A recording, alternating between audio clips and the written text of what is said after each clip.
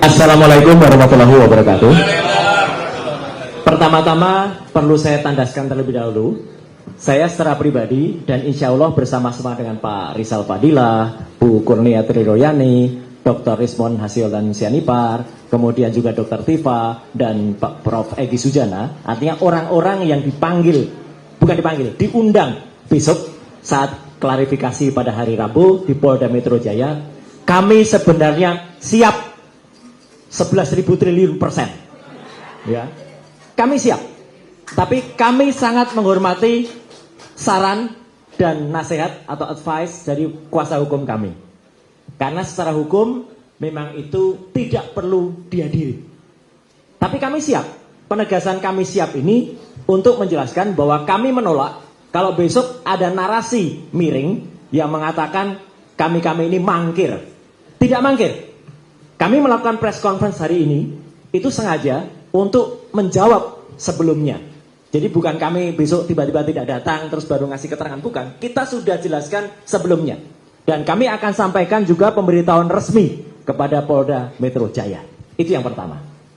Yang kedua, kami justru lebih siap lagi pada hari Kamis lusa untuk membantu atau untuk membersamai tim pembela ulama dan aktivis dalam rangka gelar perkara khusus.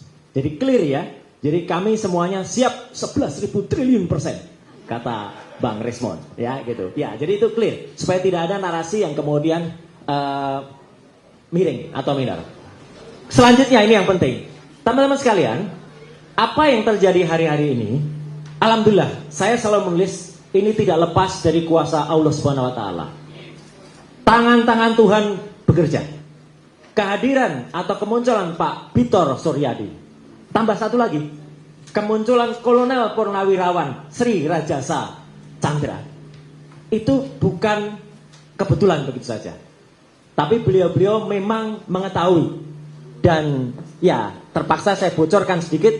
Nanti malam jam 19 kami berempat akan tampil di satu TV.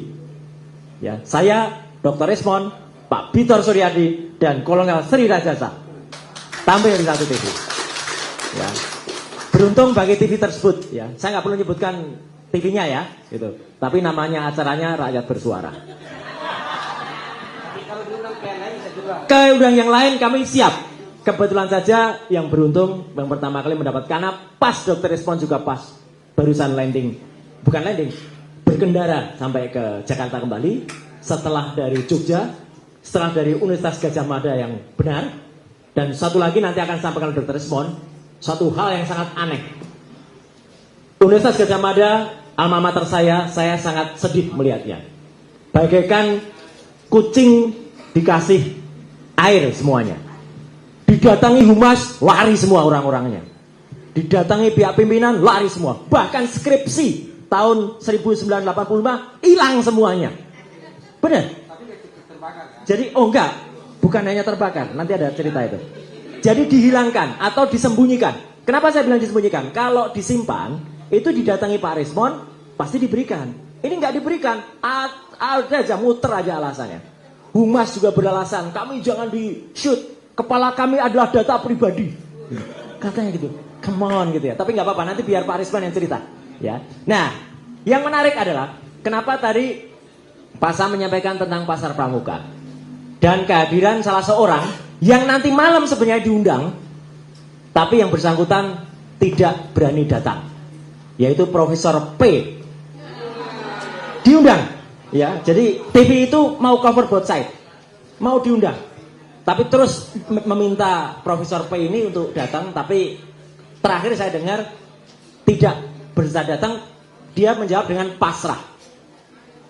Aneh, karena pada tanggal 6 Mei 2020 yang lalu, Profesor P itu mengirimkan, setelah tidak ada hujan, tidak ada angin, Profesor P itu mengirimkan WA kepada saya, dan saya sudah lama sekali nggak kontak dengan beliau, meskipun saya kenal dengan beliau, karena dulu beliau itu adalah, sebelum menjadi Wamen, adalah deputi di Kementerian Pemuda dan Olahraga. Memang bukan zaman saya, tapi zaman Pak Zainuddin Amali. Jadi 2 periode setelah saya.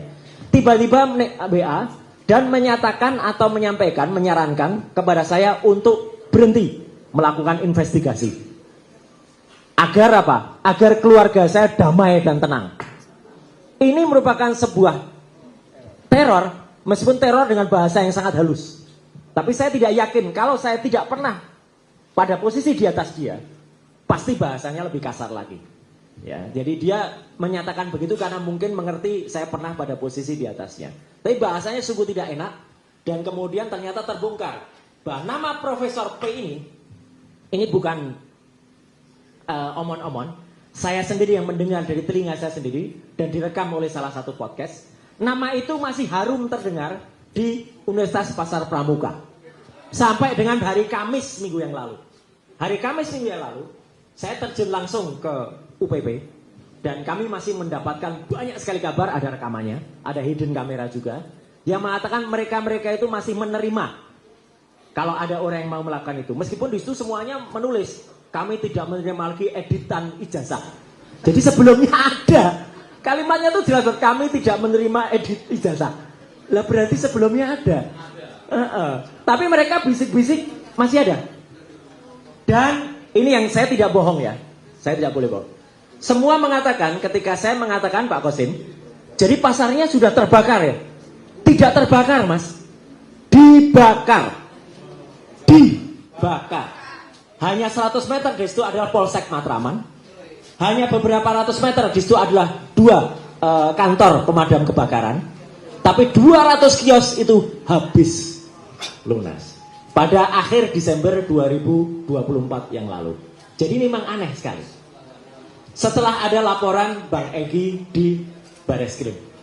Jadi kan aneh setelah laporan TPWA maksudnya. Jadi clear sekali ya teman-teman. Jadi apa yang kami lakukan, tim ini lakukan di bawah Pak Petrus Celestinus selaku koordinator litigasi dan Pak Kosinudin selaku koordinator non litigasi, kami menyampaikan apa yang sebenarnya. Kami tidak seperti dia yang hanya melakukan talk the talk. Kalau talk the talk seperti kaos ini. Bukan. Nah kalau ini we work talk the talk. Kami fakta berdasarkan research, berdasarkan ilmu pengetahuan. Dan sekali lagi kami siap datang, tapi karena kuasa hukum sudah menemukan bahwa itu sebenarnya tidak penting, bukannya tidak wajib, tapi tidak penting dihadiri, maka kami tidak hadir. Ya. Dan kami bersedia, dan teman-teman dari para kuasa hukum ini untuk hadir di setiap podcast atau setiap TV, makanya kami gilirkan. Kadang-kadang apa kabar Indonesia Pagi, kadang-kadang Prime Plus, kadang-kadang Akti Malam, kadang-kadang Sindu Prime dan lain sebagainya ya. Jadi kami semua datang dan kami bergiliran ya untuk datang. Jadi insya Allah kami tidak sendirian, kita juga bersama dengan dorongan dan ridho dari Allah Subhanahu Wa Taala. Sekian, terima kasih. Wassalamualaikum warahmatullahi wabarakatuh.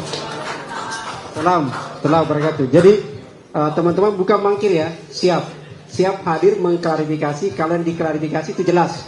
Misalnya jelas asli dan jelas palsunya, ya kan? Kalau dia abu-abu dia tidak klarifikasi. Kalau tidak jelas sanad ke dinastinya gitu ya. Jadi ini.